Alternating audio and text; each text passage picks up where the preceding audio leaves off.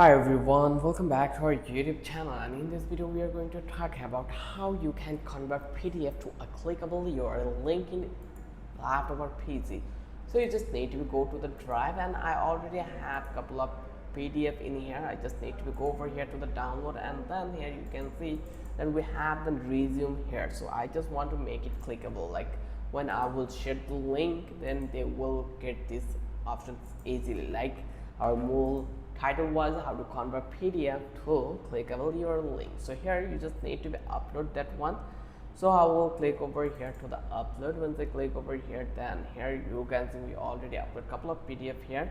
So let's say this one is PDF, as you can see it. So here we just want to make it clickable link. So here you just need to click to the share and then click the share, and eventually you will make it anyone with the link, and then copy the link and just click to the done, and then finally it will become a clickable URL link. So now you can easily share the clickable link to you.